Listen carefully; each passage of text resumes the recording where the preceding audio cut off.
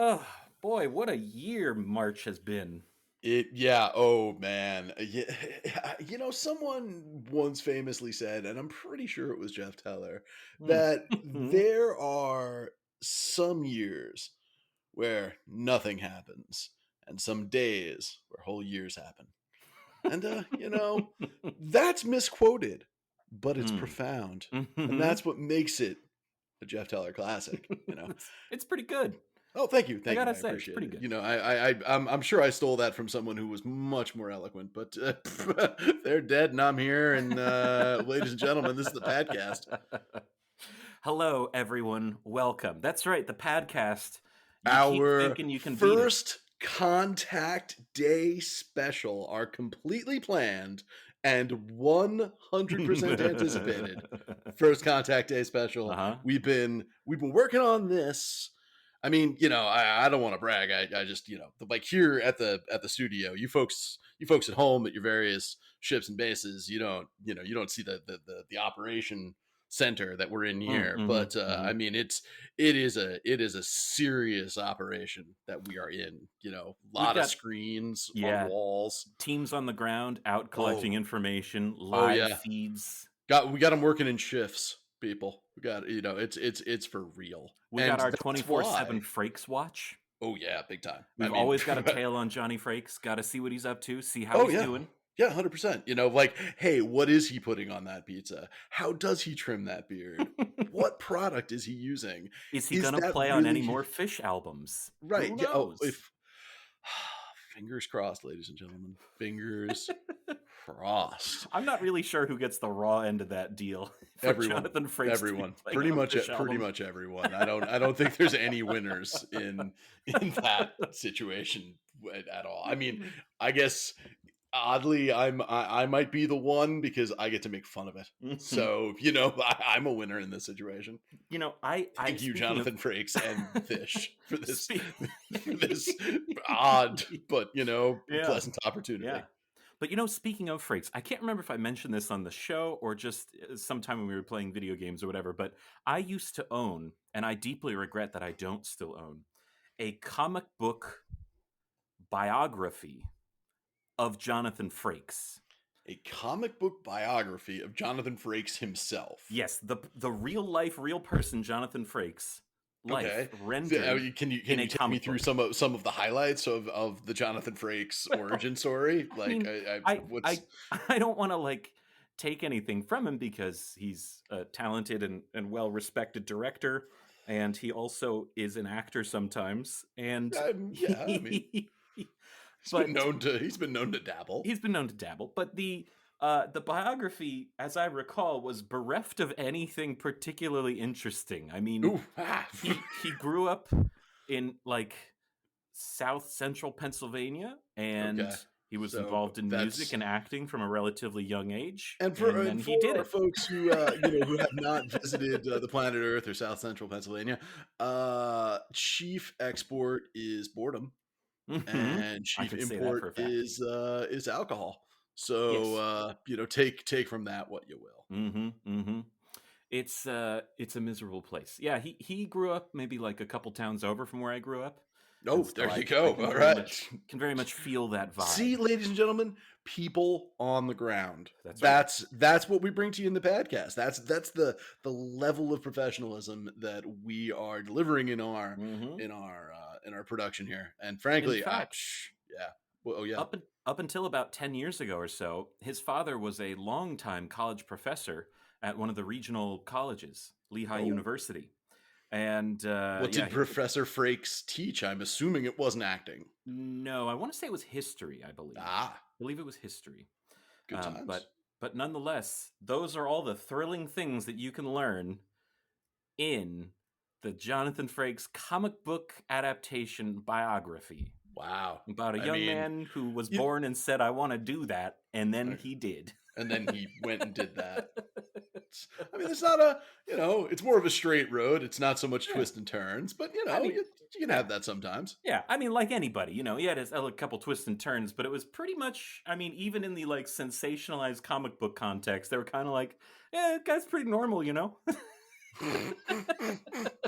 It was awesome. It was so good. This guy's shockingly bland. Yeah. It's just wow. Okay, well, all right. I mean, good for Jonathan Frakes for like hitting it dead center in the middle. But I think that's when I first learned the specific story of the beard. Oh, ooh. He, seasons 1 and 2 of TNG, clean shaven, smooth, perfect little baby boy. Old baby face Riker. And then season 3, he's got this beautiful beard. So in between seasons 2 and 3, he was shooting I believe it was like a Civil War movie, like a period piece kind of thing.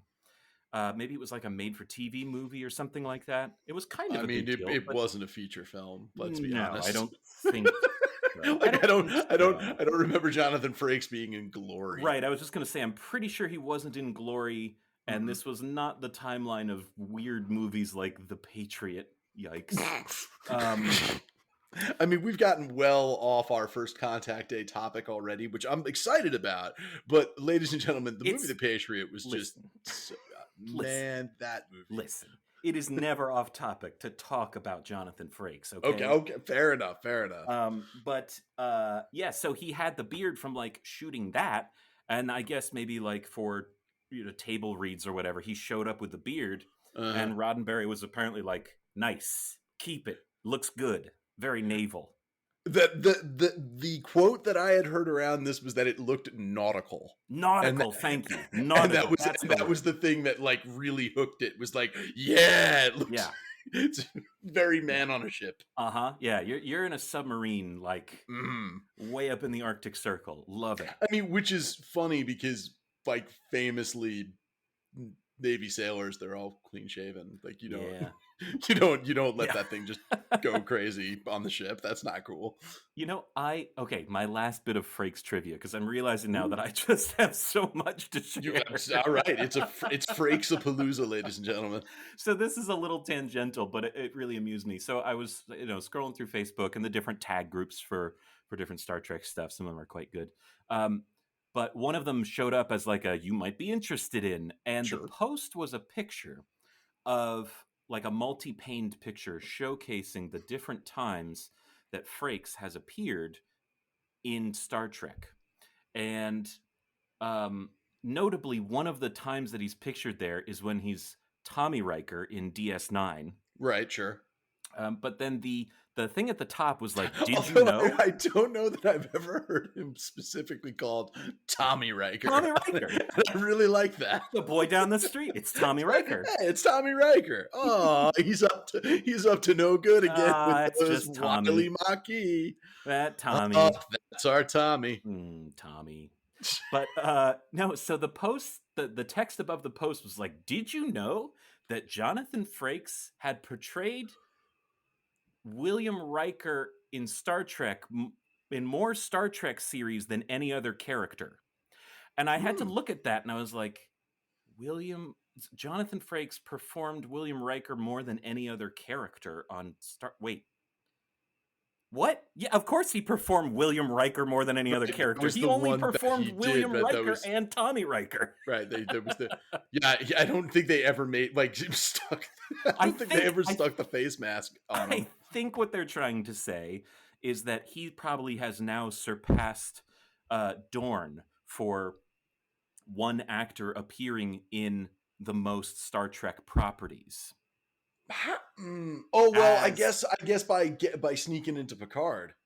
By sneaking into Picard and Lower Decks. Oh, okay. And the movies, most of which he shares with Dorn. Like Dorn only had one movie on Frakes when when Dorn played like Worf's grandfather or something like that in Star Trek 6. Oh, that's right. Briefly. Yeah. Which was great. And they were like, no, it's the same guy. No, it isn't. Okay, fine, make it his grandfather. Let's just look the same. What? Yeah. Okay. The riches are hereditary, and by hereditary I mean replicated. And he's a space lawyer now, I think. It would have been so fun if they had him up on stage doing the "I'm just a simple Klingon country Oh, lawyer." he had Klingon suspenders on somehow that he had his thumbs like looped in. Just a simple It's Klingon country lawyer it's like down from the Tog farm. I don't it's know like a how you all do it here in the first city, it's like but a I believe in a little something called honor, sir. it is it's a bandolier that he's wearing to hold his botleth that he's got his thumb stuck in underneath and he's Nice, tugging on. classy. Uh, No, I feel like I feel like it's a courtroom. It's a little more formal. You bring the mhm. Mechleth, that Okay. Yeah. that little cool one he got for Yeah. DS9 for like making it to Yeah. another series. Oh, that's nice. He unlocked the new piece of equipment. Oh, Congratulations, you get a new prop because the other one was kind of a pain in the ass for the yeah. production. It's It's way too big. big. Yeah, oh god, it's way too big. The extras had a hard time working with them. It's a whole thing. So first contact day, huh? First contact day, But wait, ladies and actually, gentlemen. one more What? Frakes thing. Oh, I'm gonna roll with it now. Okay. ladies and gentlemen, as you can tell by now, I at least I hope, the precision with which this operation is planned, the meticulous effort that goes into each and every moment of the podcast, specifically arranged like dominoes, one leading to the other to the Uh-huh. next. It's just a symphony And of planning. the important context too is Mm-hmm. before we recorded, I was messaging Teller saying like, "Look, we got to keep this one tight and Mm-hmm. focus." Yep, gonna keep it short and tight. Uh-huh. So So anyway, that's all going good. okay, okay. Really though, this is really the last Frakes thing. So Mm-hmm. as he's a ham, right? He's a hammy actor. He's not great. He's not. Yeah. He's hammy. He's fun to watch. And but I did see him at the Indianapolis Symphony Orchestra a few years ago, like performing with the orchestra. He was doing a spoken word piece of Klaatu's speech from The Day the Earth Stood Still. Yep. And it was like set to the score of the film. Wow. And you know what? It was actually very good. He Okay. just like walked on, was like, "Hi, yeah, you know who I am anyway." I'm that guy, Yeah, we he just know, everybody knows. Come on, chatted you're up at the the audience. symphony. Yeah, yeah. He chatted up the audience for a few minutes and was just like, "Okay, well, here's what I'm going to do." But like, he put in a really good performance of that monologue that felt like shockingly poignant and restrained. Nice. Okay. It was good. It was good. So, if I'm going to have a little goof on him, I got to end on a positive note because Oh, okay. it's a nice thing. And I mean, to be completely fair to the guy, he seems and has seemed for years genuinely invested in this property as Yeah, he wants to tell stories in this universe. He yeah. wants to do more projects here. He wants to stay engaged with these characters. So it is nice that the new shows have given him a platform both for acting and for directing because he's a pretty good director. The episodes that he does for most of the shows are not really bad. I kind of want to No, go no, through the no. list at some point, but I most of them are pretty solid. I A think little he's more a pretty little good more solid actor's than Harry director. Kim's episodes. I think Garrett. he's a good actor's director. And I say that because one, the actors often seem pretty comfortable in his episodes, but Sure. Okay. is like there's a lot of technical like mistakes in uh, the Star Trek, the one that's really just a long, not very good episode, Insurrection, that one. Oh Um, yeah, I mean, I have said a number of bad things about Insurrection, and I want to go on record now as saying some more bad things about it. It is a bad movie, but like the but film aspect ratios change and are wrong over the it's course of the movie. It's it's really just weird. it's just not good. It's No. just not good. And actually, funny enough, that was a topic that came up today in the spoiler room on the community Discord server. If you're not Oh, on there, get in there. It's a party. no. The fact that the original ending for Insurrection involved F. Murray Abraham getting shot up into the infuser coffee maker space radiation thing Yeah, and Keurig. de-aging out of existence. Well, that would have been cool. No, it wasn't, Laz. It Come on, a wasn't little cool. poetic. A little No. poetic. Oh yeah, I mean, I see how you can say that, and I believe Rick Berman, the producer, was very much in favor of this plan. Oh, well, Studio now felt it needed to be a little more snappy, and not that like the bad guy basically got exactly what he wanted. no, he could become a space baby like 2001. It would have been beautiful. Oof, oof, Just oof. float it away as the space baby. Just end on space baby. That would have been a powerful ending. But actually, the powerful ending that was lost, Mhm. that truly I do think is a loss. Apparently, Quark was supposed to Oh show yeah, up I at saw the some of the like shots from the footage. Yep. Apparently, Quark was supposed to show up at the very end of Insurrection on Baku, already somehow going Mhm. on vacation there. Yep, Which I mean, I honestly I love it. makes That's, perfect sense. I'm 100% on board for I mean, that. at that point, it's just like, sure, why not? Why not? Yep. Oh yeah. Especially with everything else they did in Yeah, Insurrection. Why not? yeah. So first contact day, right? So first contact What day. what did we learn today? Walk us through it. All right, so first contact day, these guys walked off a ship. They got pointy ears. They did this Mhm. hand thing, but they seemed cool. So we're gonna hang out with them and drink and listen to the Ooby Dooby all night. Or Or we're gonna watch a bunch of new shows, which is cool. or Oh if you're in yeah, the mirror universe, I'm gonna mm, shoot him with a shotgun in the chest, like in Enterprise. oh yeah, uh-huh. Also, a weirdly an unlockable weapon in Star Trek Online, the Zephyr What? Cochrane shotgun. What? Oh yeah, What? yeah, it's great because you can use it against the Borg. Yep. Uh-huh. That is wild. Oh yeah. Oh yeah. Great. Well, and what's funny is not even the wackiest weapon that I'm like aware of. Mhm. Abraham Lincoln's hatchet Hell yeah. is a Yes. melee weapon that you can get for completing a time traveling sort of thing, and it is For Abraham Lincoln on his space chair from TOS. Spock, help me, Spock. Spock, Yes. help me. Yep. Yeah. Uh-huh. Yep. That exact one. That's wow. That, Uh, that was well spotted immediately. thank you. This is why we get along so That's well. right.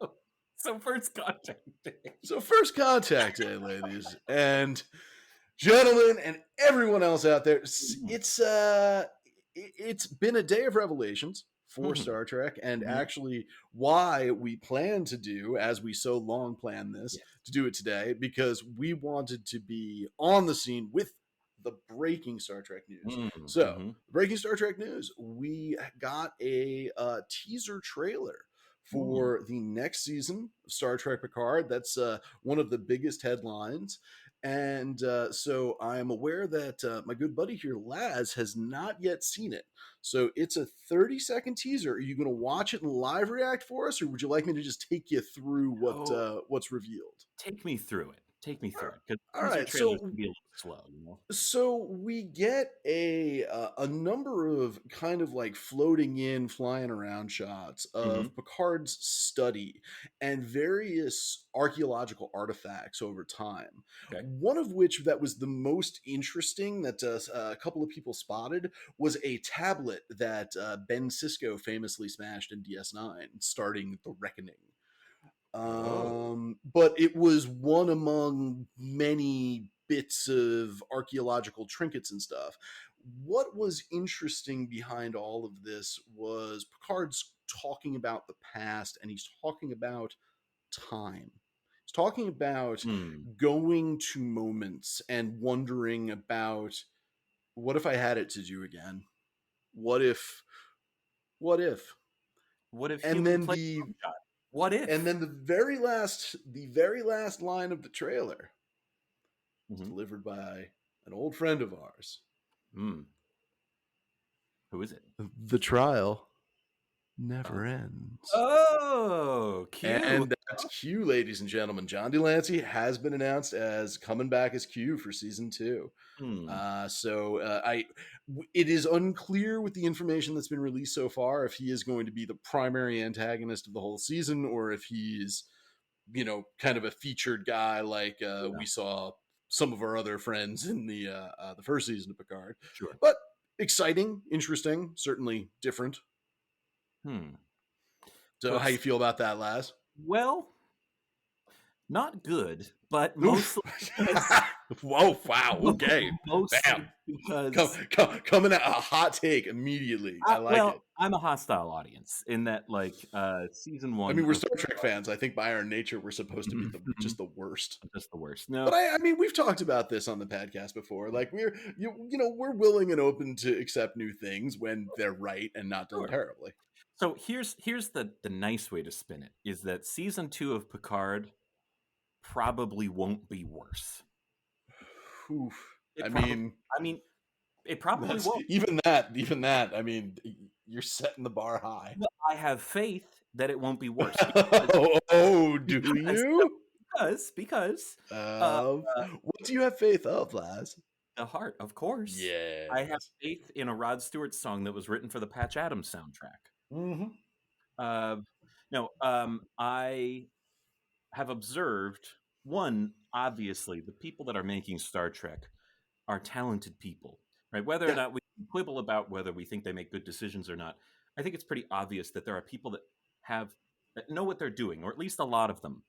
Maybe not Alex Kurtzman. And I mean, millions upon millions of dollars. Exactly. And so much, just an incomprehensible amount of money goes into these things. So it's hard to imagine how they could miss the mark more than season 1. And furthermore, I have observed, and I feel like it's a reasonable claim to make, that Discovery has shown that they are willing to negotiate with what people want to see. And they're not going to capitulate, which I respect and I hold that dear. I think that's great that they don't just capitulate to what the fans want and say, here's just the big Star Trek ships and we're just going to smash them together because that's what you want to see.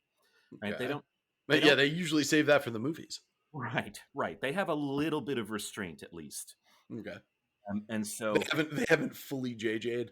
Right. So I think that, like how they incorporated feedback into seasons 2 and now 3 of Discovery, I imagine that they will do the same with Picard because the premise is solid. Right? I mean, yes and no, because I mean they kind of proceeded from a false premise on the just doing this around Picard. I always thought that was a mistake because TNG was never just about him. TOS was never just about Kirk. It was about the team. And if you're gonna do a show with Picard, okay, fine, I get that. Then reassemble the team, because that was the whole point. Like, he was good by himself. He was made great by the people that he worked with. That's how Star Trek's supposed to work. Yes, and I like that, and that's exactly why I think making the premise of the show of focusing on him, especially starting from a point where he wasn't connected to the team, he was alone, he didn't know what he was doing, he was irrelevant, and he was disconnected, and learning that he needs to care again. So that's why I think, even though it's a little antithetical in a way to focus on him, I think if his journey is understanding that he needs other people, and that we all need other, and by proxy, we all need other people, and we all need to make connections that are meaningful. Yes, but the problem is now he needs firmware updates because he is a robot. Yeah. Like, let's discuss the elephant in the room that has a positronic matrix. Because he's a robot. Like, I honestly hope that like the first words out of Q's mouth are just like, "Oh, are you a robot now? Like, what's going on? That's dumb. When did this happen? Oh yeah, he could just snap it away. Like, nope, you're not a robot anymore. I didn't like it. Killer. It's so obvious now. The plot of season 2 is that they're going to go back and undo everything that happened in season 1. Wow, the great retconning by Q. I'd be pretty impressed. That'd be great. We'll actually make it the whole plot of the season is explicitly to retcon season 1. Wow, so they are taking the well, I guess that would be the Joss Whedon strategy, and just doing a Star Wars. We're gonna just cancel that last one out. That's as Yeah. hard as we can. Try to course correct and damage control. Well, so that's Uh, our first big revelation great. from Great. First Contact Day is our season 2 of Picard and the reappearance of Q. So at Mhm. least something exciting to look forward to there. You know, he's always a good time, and that's another actor who has liked the role over the years and has always had that big hammy acting style that just works beautifully with that character. Yeah. All right, so next up, we have Lower Decks, which two pieces of news. We got a season 2 trailer and release date. Second season's going to start April 12th, or sorry, August 12th. Oh yeah, no, that'd be too I good. can't Sorry, wait. didn't mean to give you a heart attack like that. No, August. Sorry, folks. Mm, August mm. 12th. My bad, man. August 12th. And we get a 30-second teaser trailer that looked dope. Yeah, it I did. believe once again, my good buddy Laz has not yet seen it. Would you like to give us some live reactions? It's full. It's got some cool stuff in it, even for a So little shorty. that's the one that I did watch. I cheated. Oh, I that is couldn't. the one you watch. Oh, I see. So then take me through it. What'd you think? Hence the Frakes on the brain, right? They tease me with some Frakes action. Yeah. So Oh, I mean, a lot of it was just kind of like, here are things that you may or may not remember from Star Trek, the yep. Mugatu, the weird kind of American gladiators thing that Riker fought his dad in. Yep, And for that's for Ambo Jitsu, thank you. the ultimate Good, martial good, arts. good, good, very good. Thank you. But have in your brain. Oh yeah, that's important, folks. That's something that needs to be in there. I mean, I say that like I don't have ridiculous Star Trek trivia in my brain No, too. no, no, no. I mean, I fully appreciate that. I'm just saying Mhm. it's important. It's good that it's like boom, ready access. Look, I know who to turn to if I ever need to know any minutia. So the what else did we see? We were reminded that Boimler is on the Titan, Yep. and there was some more uh, jokes about, are we going to do some more sci-fi stuff today?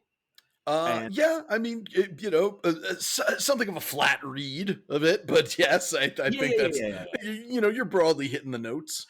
So I mean, it was just kind of like, remember these characters, remember that this show is Oh, snappy sure. and I mean, fun it's just a teaser, and hijinks, and it was great. right? So the this is not a criticism, but this is more of just like a philosophical quasi, I guess, thing that I often struggle with is like, it's somehow inherently weird to me when characters in science fiction reference the existence of science fiction in that like Like, because oh, are we doing sci-fi stuff today? right, because like I mean, obviously, especially in something like Star Trek that is explicitly set in Earth's future, right? So they know, we already know that like Tom Paris loves his dad jeans and his Ford cars and stuff like that. So like they exist in our, or as you know, they exist in our future. So of Right. course they would be aware of science fiction. It's just something that's like, what does science fiction even mean to people in the Star Trek universe? Like, what would science fiction even look like for somebody that's living in science fiction? Because that, Right. If you start from the point of it's the 24th century and we're in a post-scarcity, like I think it's a type 3 society, yeah, like yeah, they're starting a type 3 civilization where they're, mhm, starting to tap into like yeah, the straight up resources of suns and stuff. exactly. um yeah, I mean, where do you go from there? I mean, the common conceit is the evolutionary track is like you're gonna ascend up to be energy beings eventually or something like Sure, that. but like, so I think there's just like an inherent challenge in articulating science fiction that is relevant to the people that are in science fiction, right? Because science fiction is is not really about aliens and spaceships. Science fiction is about us Right, and looking at alien. our moment and talking about it in different terms that Exactly. make it more approachable and more palatable for us to discuss and kind of mentally process. Exactly. It's abstractions, it's ways to encourage new ways of thinking. And so for an in-universe Star Trek contemporary science fiction would need to speak to the realities that the characters themselves are embedded in, not ours.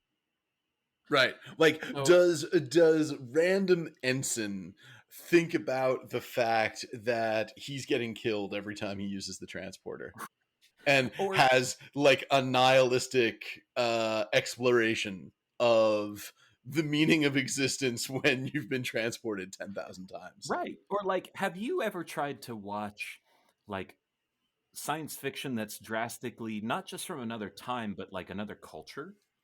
Sure. Oh, it genuinely amazing sometimes. Absolutely. But it can also be kind of something that you need to really think about because it's like, well, I don't really understand the cultural context that this is designed to comment on. Oh, It's like sure, absolutely. happening more or less, but I'm like, I don't really get it. And so, how could the lower decks crew experience science fiction in a way that the audience can enjoy and experience? Because we're the ones watching the show, right? Right. But that will make sense to the character. I don't know. This is this is all I got. I don't really have an answer here. I just find that fascinating. Well, so I mean, what we if we want to talk through it in universe for a second, what we know of Yeah. as the next step for Starfleet is a temporal Starfleet, which shows up sometime around the 26th century. I think that's how it's described in Voyager. Yeah. So we know that that's out there. So at least some time travel stuff could Hmm. be Hmm. what's part of modern in universe sci-fi. But who's to say? It's not something that we can ever really answer because we can't Right. deeply enough explore the realities of this universe to make that kind of social commentary. Right. And then furthermore, would it even make sense to us, even if we it did it shouldn't, right? you know. And I mean, I guess what I'm saying is that it's kind of like that thing like anytime on a TV show or a movie, they show like a screen, like a TV screen, and in post-production it'll be like degraded to make it Mhm. look like very obviously a screen. And you ever catch yourself thinking like, oh, the TV doesn't look that bad. Yeah. Why, but Well, they why have would to you do do that. that? They have to do that because you're actually already looking at a screen so that to relay the feeling that the characters have of looking at a screen, they need to degrade the character's screen roughly equivalent to the amount that this screen that you're really looking at degrades the reality that you exist in. And so there's this First is there contact right? day. Yeah, first contact day. First It's blowing my contact mind. day. It's blowing my mind. Okay. Ladies and gentlemen, the Starbase 118 podcast does not support the use of psychoactive agents before or during the production or operation of a podcast. What are So you I alleging, just put sir? the disclaimer out there for the folks at home. This is So, seltzer water. Thank you very much. A okay, fine sure. cranberry lime. Oof, sounds good. It is. Yeah, I've actually got seltzer here too, so we're both super cool. Mm-hmm. First contact day. Yes. Yes. Lower decks. So August 12th, second season. Oh, and the other piece of news there, Mm-hmm. it has already been announced that they have been picked up for a third season. Oh yeah. Yeah. That's great. So we're gonna be getting more lower decks for the next couple of years, and I think that's rad. Good. Let's see. And then also in the domain of animated shows, Hmm. we have the newest entry, which is Star Trek Prodigy. Ooh, that's right. Okay, What have they shown us now? so we've only gotten some images that are like Mhm. not I wouldn't not production image, not art from the show itself or something. It's just Hmm. like character Concept reference art. images and that Yeah, kind of yeah, yeah, stuff. yeah, yeah, yeah. So we've gotten introduced to what Janeway is going to look like and Oh, fun. what her crew of misfit youngins that are from Hmm. all different alien races are going to look like. It's just a reminder. It is this one is hardcore geared towards children.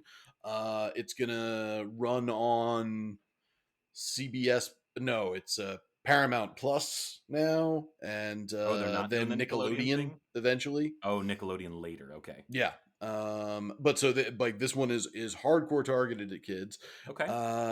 And we didn't really learn too much other than a couple of interesting facts about the setting and Hmm. again a little bit of reference art for the characters. So Janeway's on the ship with them? So Janeway, this is supposed to be Mm-hmm. 5 years after the events of the end of Voyager, I believe. Okay. And Janeway is on this vessel, which Mm-hmm. has been commandeered by this group of young, plucky upstarts Cool. as a emergency command training hologram. Oh, cool. Okay, that's Yep. great. So the reference art that we've seen has it look like her from kind of roughly like season 3 of the show. It's even Hmm. got the signature coffee cup in Mm-hmm. hand, which Fun. a lot of respect for. Yeah. And apparently, she will be teaching the kiddos important lessons about the Federation and exploring space and whatnot while they go off on their adventures.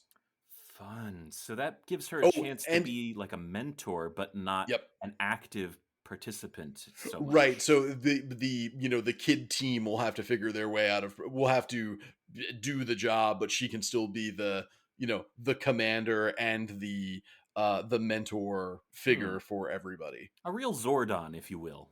Zordon. Power Rangers? Oh The God, the wow. the the blue guy trapped in that Yeah, giant in like the vial? mist ball Yeah. thing. Right. What was his deal? Rangers. Right. I Wait. don't know. I think he was a ghost trapped in a giant Was he supposed glass to be like tube. an AI? I Or was don't he know. was he No, alive? there was a little robot that they would talk to, I think.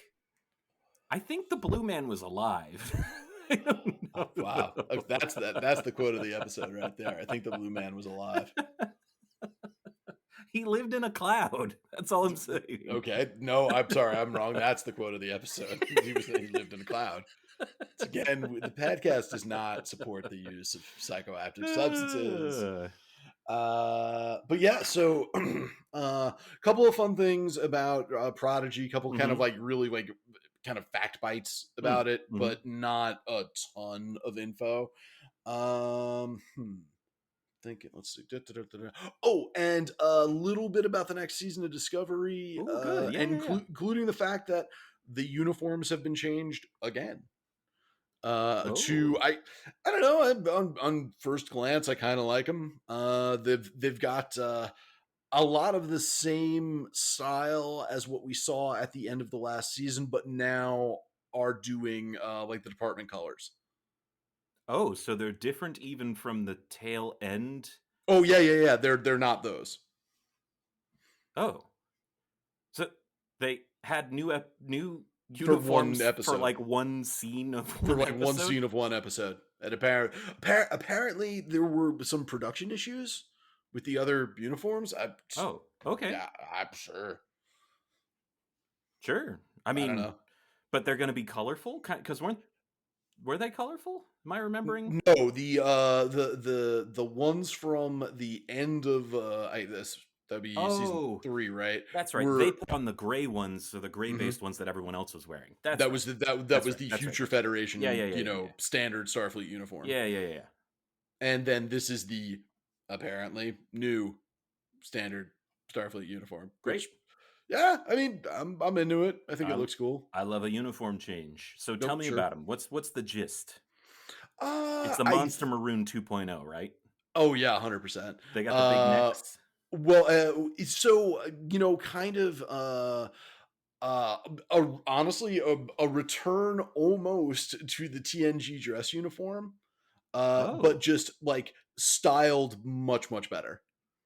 You have okay. a long, Wait, long flat front, which TNG fairly tall dress? collar, Got it. Okay. and some like piping and accents and stuff like that around the shoulders. You But a know I lot love of some them piping. are doing like a deep solid color as Cool. the your division color as Well, the main body. Yeah, there's a couple of photos out there. I think they're also banging around in the spoiler room if you go scrolling through. Discovery's going to have bright colors in it. In my I Star mean, Trek, colors, it's not going to be gray and black and blue and orange. Well, I mean, then it'll explode, and they'll have to save the universe again somehow. Yeah. Well, there'll be another angel or something. It's actually just going to turn into Neon Genesis Evangelion at some point. Oh, don't! Oh, come on! No, like, I honestly, at this point, I feel like they could like accidentally crash into Picard, like literally hit him, like full on. They just crash into an old man. It's really sad. That's the plot of this season: is that they accidentally ran over an elderly man. Covering it up. They ran over an elderly man. It was Picard, and they don't want to talk about it. They're all on like a real downward spiral about it. This is the catalyst for season 2 Picard. See, there's synergy. Is that he's dead again, and Q has intervened and said, "Well, you're dead again. Let's see." Raffi gets a bunch of them addicted to space drugs. Jeez. Man, Picard was so miserable. I'm in such a dark show. Ugh. Picard was so miserable. But yeah, so other than that, I don't think there was any other major First Contact Day revelations. But I mean, a fun bunch of them. We've got a bunch of new Trek coming, which is always good. Mm-hmm. And me personally, I'm excited for Lower Decks the most, especially that season 2 is coming in a few months. That's a good time. Oh yeah. Yeah. So yeah, I think I'm with you on that. I'm most excited about Lower Decks, and oddly, I think Prodigy. I'm really curious to learn more about. I'm curious, and I mean, for the folks at home that don't know this, I am a father. I've got a nearly 3-year-old running around here, currently destroying his room. Great. It would be nice if there's a Star Trek kids oriented show that I could expose him to at some point. That'd be cool. And I'd love to throw TNG at him, but I don't think that's gonna work. Picard's speeches are good, but I don't think they're gonna work at 3. All right, kid, listen. So we're gonna watch Measure of a Man, and the whole thing is that you got to understand the socio-political context that they're commenting on here. Yeah. We also, I mean, then we're gonna go through some DS9, and it's like, son, I need to teach you about war and death, duty and honor, and why you should never listen to Quark. Also, so here's what is it, season 2 or 3 of Enterprise, and we're gonna have to talk about the geopolitical climate of the early 2000s. Oh yeah, we're gonna 9/11 world.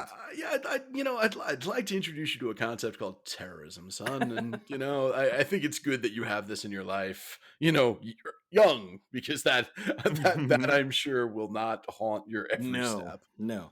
All right, kid, listen. We're gonna watch season 2 and 3 of Enterprise, and I need you to tell me, is the crew of the Enterprise representing America, or are the Zindies meant to represent America in a post 9/11 reaction? Interesting. So I'd like a complex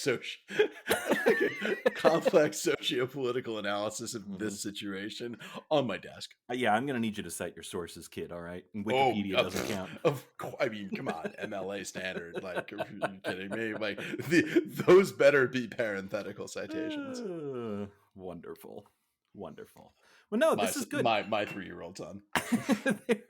there is, but like you're saying, there is so much Star Trek to be excited about. Yeah. And Prodigy too. I mean, I don't have kids, and I don't really have that get excited about a kids show energy often. Sure. But similarly, I've seen things like Hilda and Steven Universe and Over the Garden Wall. Both great shows. Both extremely great shows. Right? And they're definitely meant for kids, but that doesn't mean that they don't have things that are interesting and entertaining and heartwarming in them.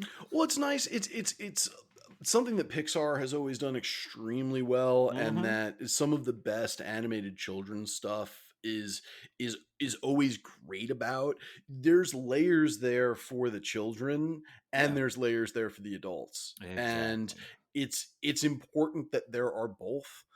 There is a kid show that I have watched now every episode 8,000 or so times because my son absolutely loves it, out of Australia, called Bluey.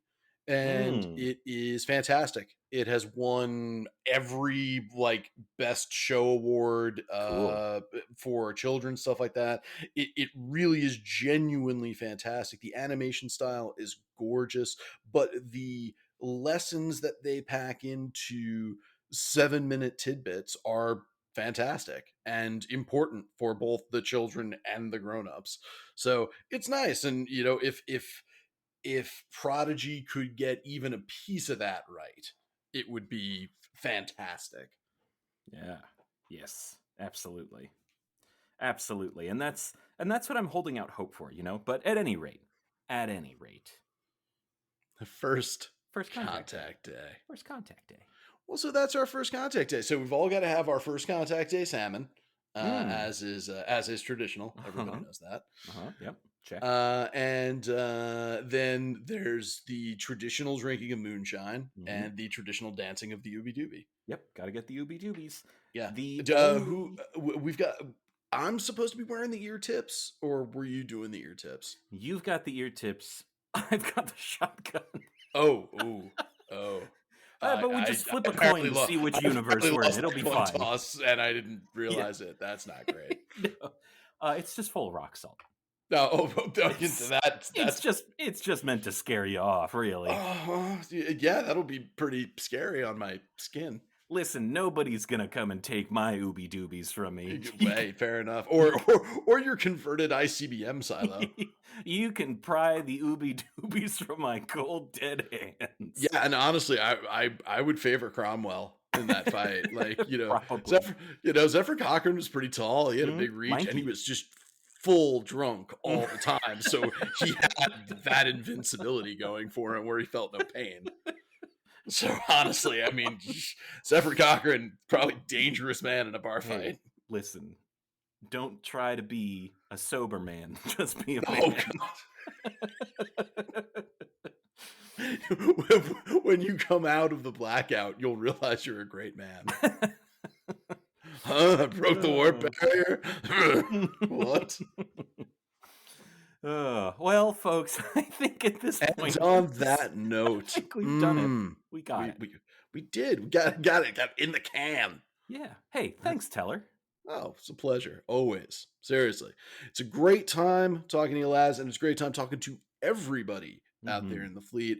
We really appreciate you tuning in. We know you've got a selection of very specifically focused podcasts for Starbase 118, and we appreciate that you made your way to ours. Thank you so much, everybody. And we will see you again on the 1st of the month, provided everything keeps going okay. Smooth sailing. Second star to the right, straight on till dawn. Have a good night, folks. See you, everybody.